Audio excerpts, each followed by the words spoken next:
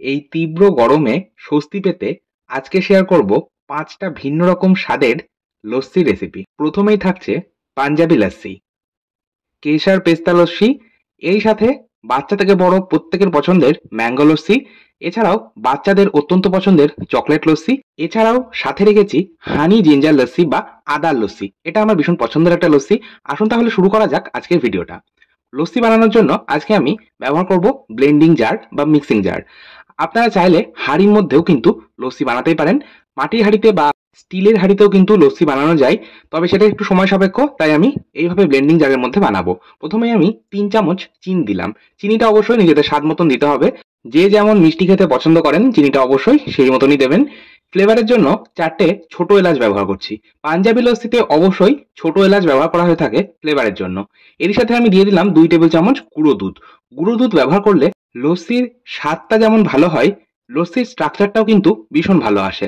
এবার আমি প্রথমে এগুলো ড্রাই গ্রাইন্ড করে নিলাম।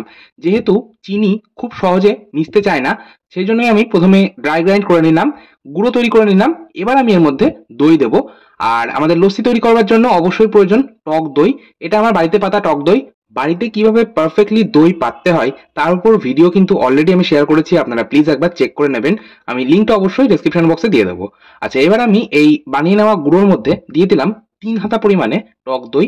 তবে আপনারা লস্যি যতটা বানাতে পছন্দ করবেন সেই মতন অবশ্যই দইয়ের পরিমাণটা বাড়িয়ে বা কমিয়ে নিতে হবে। দিয়ে দিলাম 1/4 টিস্পুন মতন বিট লবণ। বিট লবণ ব্যবহার করা হলে লস্যির টেস্টটা ব্যালেন্স হয় আর খেতেও কিন্তু অসাধারণ লাগে। এবার দিয়ে দিচ্ছি পরিমাণ মতন আইস কিউব। আপনারা যতটা ঠান্ডা খেতে পছন্দ করবেন সেই মতন বরফের টুকরো ব্যবহার করবেন। চাইলে আপনারা ঠান্ডা জলও কিন্তু ব্যবহার করতে পারেন বরফের পরিবর্তে। এবার আমি এটা আরো একবার ব্লেন্ড করে নিলাম। আমাদের লস্যি কিন্তু একদম তৈরি। এবার আমি এটা পরিবেশন করছি। আমাদের পাঞ্জাবি লস্যি এবার আমি পরিবেশন করছি।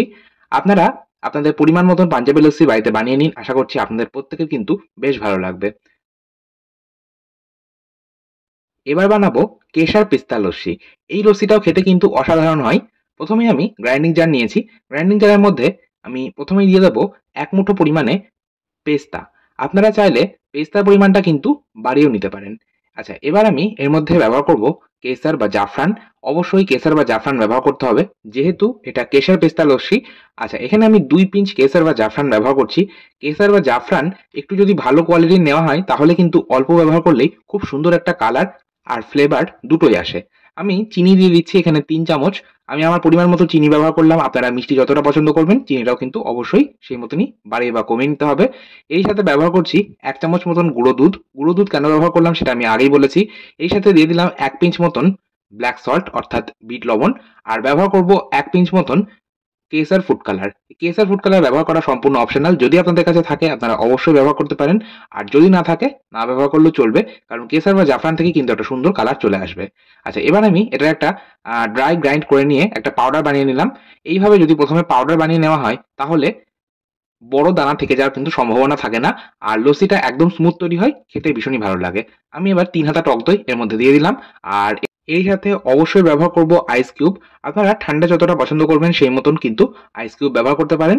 আর আইস কিউবের পরিবর্তে আপনারা ঠান্ডা জলের ব্যবহারও কিন্তু করতেই পারেন। এবার আমি এটার একটা স্মুথ পেস্ট বানিয়ে নিলাম, বা এটা আরো একবার ব্লেন্ড করে নিলাম। তাহলে কিন্তু আমাদের কেশর পেস্তা লস্যি একদম তৈরি। এটা আমি এবার পরিবেশন করছি। কেশর পেস্তা লস্যি খেতে কিন্তু অসাধারণ হয়, একটা অন্যরকম টেস্ট আসে। আপনারা অবশ্যই এভাবে বাড়িতে একবার বানিয়ে নিতে পারেন। সবশেষে উপর থেকে একটু কুচনো আমন্ড আর 1 পিঞ্চ মতন কেশর দিয়ে পরিবেশন করছি। এবার শেয়ার করব mango lassi recipe. Mango lassi বানানোর জন্য অবশ্যই আমাদের প্রয়োজন পাকা আম। আমি 2টো মাঝারি সাইজের পাকা আম ব্যবহার করব। পাকা আম দুটো অবশ্যই আমি ভালো করে ধুয়ে 1 ঘন্টা জলে ভিজিয়ে রেখেছিলাম। এখন আমটাকে আমি এইভাবে টুকরো করে নিচ্ছি। এতে করে আমের পাল্পটা বের করতে কিন্তু সুবিধা হবে। প্রথমে আমি খোসা সমেত অর্ধেক করে নিলাম। তারপর এইভাবে ছুরির সাহায্যে একটু চৌকো করে কেটে নিলাম। তারপর চামচের সাহায্যে আমি আমের টুকরোগুলো বার করে নিলাম। একটা গ্রাইন্ডিং জারের মধ্যে দিয়ে দিচ্ছি 4 চামচ পরিমাণে চিনি। অবশ্যই মিষ্টিটা কিন্তু স্বাদ মতন ব্যবহার করতে হবে। এর সাথে আমি দিয়ে দেবো টুকরো করে রাখা পাকা আম। আর এই লস্যিতে মিষ্টির পরিমাণটা একটু বুঝে ব্যবহার করতে হবে, যেহেতু পাকা আমের মধ্যেও কিন্তু মিষ্টির একটা ভাগ থাকে। আচ্ছা, আমি সম্পূর্ণ আমের টুকরোগুলো কিন্তু ব্যবহার করছি না, কিছুটা রাখলাম গার্নিশিং এর জন্য। এবার 1 পিঞ্চ মতো লবণ দিয়ে এটার একটা স্মুথ পেস্ট বানিয়ে নিলাম। আমাদের আমের পেস্ট একদম তৈরি। এবার আমি এর মধ্যে টক দইটা দিয়ে দেবো। আর এখানে আমি 4 চামচ টক দই ব্যবহার করছি। 4 চামচ নয়, 4 হাতা। যাই হোক, আপনারাও অবশ্যই আপনাদের পরিমাণ মতন দইটা নিয়ে নেবেন। যতটা পরিমাণে লস্যি বানাতে চান সেই মতন দইটা ব্যবহার করতে হবে। আচ্ছা, আমি দিয়ে দিলাম আইস কিউব। আপনারা ঠান্ডা যতটা পছন্দ করবেন আইস কিউবও কিন্তু সেই মতন ব্যবহার করতে হবে। এবার এটার একটা স্মুথ পেস্ট বানিয়ে নিলাম। আমাদের ম্যাঙ্গো লস্যি বা আমের লস্যি কিন্তু একদম তৈরি। ঠান্ডা, ঠান্ডা এই আমের লস্যি আমি এবার পরিবেশন করছি। আপনারা এই গরমে এইভাবে আমের লস্যি বানিয়ে নিন। আশা করছি আপনাদের প্রত্যেকের কিন্তু ভালোই লাগবে। এছাড়াও বাড়িতে গেস্ট আসলে আপনারা এইভাবে আম লস্যি বানিয়ে পরিবেশন করতে পারেন। সবশেষে ওপর থেকে একটু কুচনো পেস্তা ছড়িয়ে পরিবেশন করছি। এতে করে এটা কিন্তু দেখতেও ভালো লাগবে আর খেতেও ভালো লাগবে। এবার শেয়ার করব বাচ্চা থেকে বড় প্রত্যেকের পছন্দের চকলেট লস্যি রেসিপি। এই চকলেট লস্যি বানানোর জন্য প্রথমে আমি গ্রাইন্ডিং জার বা ব্লেন্ডিং জারের মধ্যে নিয়ে নিচ্ছি পরিমাণ মতন টক দই। টক দইয়ের পরিমাণটা অবশ্যই নিজেদের পরিমাণ মতো নিতে হবে। এর সাথে ব্যবহার করব চকলেট সিরাপ। চকলেট সিরাপ আপনারা যেকোনো বড় মল থেকে পারচেজ করতে পারেন।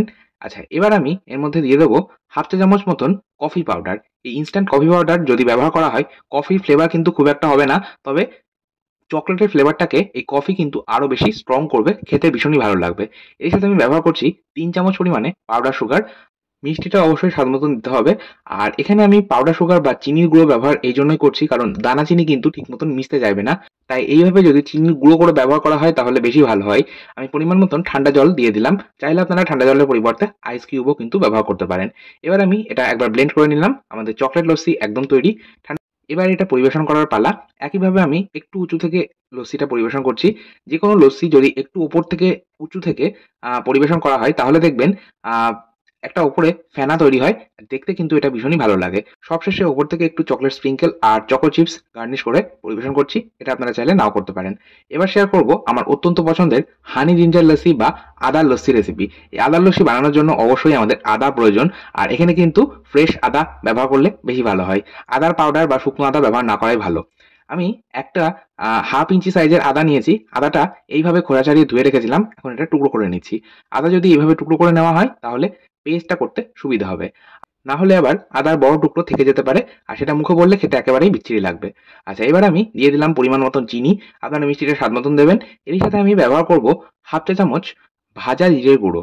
অর্থাৎ শুকনো কড়াই বা তাওয়াতে গোটা জিরে একটু রোস্ট করে নিয়ে তারপর সেটা গ্রাইন্ডিং জারে গুঁড়ো করে নিয়েছি, সেটাই ব্যবহার করলাম। দিয়ে দিলাম খুব সামান্য একটু লবণ। লবণ দিলে টেস্টটা ব্যালেন্স হবে।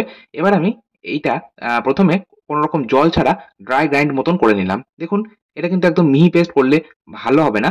এইভাবে একটু আধবাটা মতন করে নিতে হবে। এবার আমি এর মধ্যে টক দইটা দিয়ে দিচ্ছি। আর টক দইটা আপনারা আপনাদের পরিমাণ মতন ব্যবহার করবেন যতটা লস্যি বানাতে চান। এবার আমি সবশেষে এর মধ্যে ব্যবহার করব হানি বা মধু। আমি এখানে ১ চামচ হানি বা মধু ব্যবহার করছি। আপনারা চাইলে এই লস্যিটা সম্পূর্ণটাই কিন্তু হানি বা মধু দিয়ে মিষ্টি করতে পারেন। কোন রকম চিনি ব্যবহার করার প্রয়োজন নেই।